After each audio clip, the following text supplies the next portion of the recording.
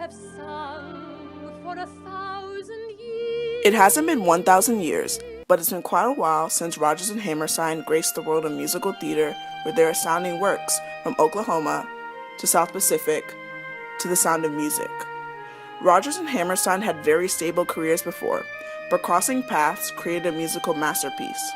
Their strengths were enhanced while working together, and their work has received many awards.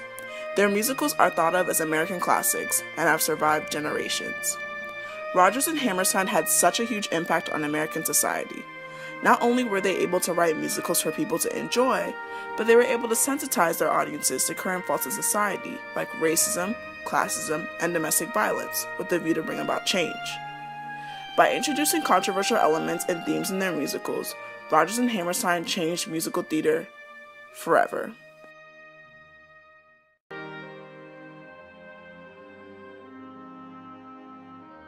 Rodgers and Hammerstein, The Sound of Change.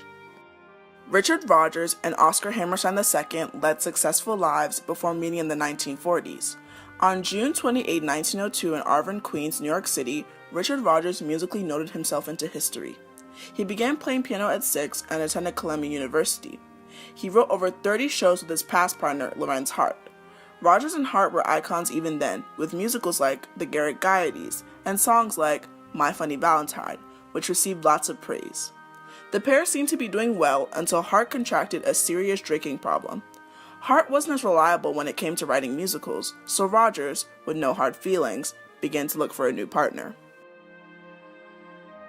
A new partner came in the form of Oscar Hammerstein II. Born on July 12, 1895, Hammerstein always had a musical background. His grandfather, Oscar Hammerstein I, was an opera impresario. He attended Columbia University as well and wrote and performed in varsity shows. As a lyricist, Hammerstein was excellent in conveying the mood of a story in a song. With Jerome Kern, a composer, Hammerstein wrote Showboat, which took, quote, American themes and musical idioms and infused them with the dramatic coherence and intensity that changed the landscape of musical theater, end quote. Rodgers and Hammerstein first worked together under the Theater Guild. They were meant to make a musical out of the Guild's play Green Grow the Lilacs. Working together improved the writing styles of both musical artists. Rodgers said that their connection was, quote, almost chemical, end quote. Hammerstein would labor over the lyrics for weeks, and Rodgers would polish them up and add music to support it. Later named Oklahoma, their first show was a success. It opened in 1943 and ran for 5 years and 9 weeks, which equated to 2,200 show performances. Both were immensely proud of their work, and critics claimed that it, quote, clearly demonstrated Rodgers and Hammerstein's commitment to integrating lyrics, libretto, and music, end quote.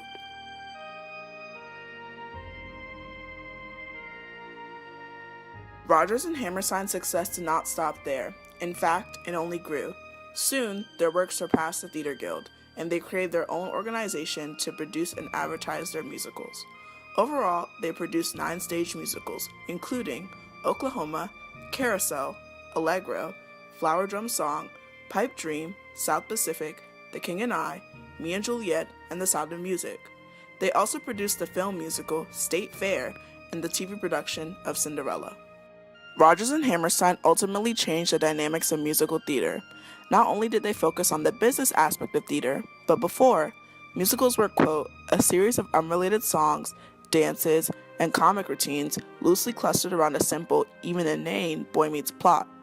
With Rodgers and Hammerstein, songs were integrated into the plot and advanced the action, end quote. I am struck by the universal theme. The songs Rodgers and Hammerstein composed were a key component in communicating the underlying theme. They mostly used romance and relationships to convey this message. Stempel said that, quote, these shows are built around social issues with love stories at their core, and the obstacles the lovers must overcome in each lie mainly within themselves, end quote. The song, You've Got to Be Carefully Taught from South Pacific, showed how no one is born prejudiced, but it is taught at a young age, repeatedly drummed into one's head by their parents or environment. You've got to be taught before it's too late, before you are 6 or 7 or 8, to hate all the people your relatives hate, You've got to be careful. The song blatantly exposed the reason racism is still an avid issue in society. Hammerstein was recorded in an interview stating that two love stories in it. In fact, it has two love stories in it. And they both concern, in a different way, race prejudice. The interracial marriage included in this musical brought lots of controversy, but also showed how vocal Rodgers and Hammerstein were in their musicals. When asked about this song, Rodgers and Hammerstein said that, quote, "Well, we think if you cut that song, you cut out the guts of the show," end quote.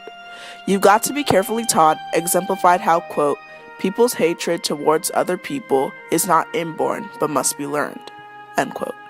Getting to Know You and Western People Funny from The King and I communicated similar themes. When Anna Leonowin sings this song to the King's children, Hammerstein said that, quote, All this prejudice that we have is something that fades away in the face of something that's really important. The relationship between Anna and the King ultimately portrayed the differences between Western and Eastern countries. It symbolized the, quote, "the racism, arrogance, and dismissal of Siamese traditions by the intrusive Westerners," end quote. The song Western People Funny talked about the stereotypes placed upon the people of Siam, and how Westerners were not much different. The King and I, overall, is a seriously intended and deeply moving experiment in human understanding. Despite their differences and strong grips on their culture, Anna and the King grow a mutual respect for each other. Flower Drum's song, Rodgers and Hammerstein's 10th musical, tells the story of a Chinese girl, Mei Li, who has moved to America in hopes of a better life. The plot outlines your modern arranged marriage between Mei Li and Sammy, a Chinese-American man, but one song stands out. Chop Suey depicts several aspects of American culture and shows Mei Li's desire to assimilate.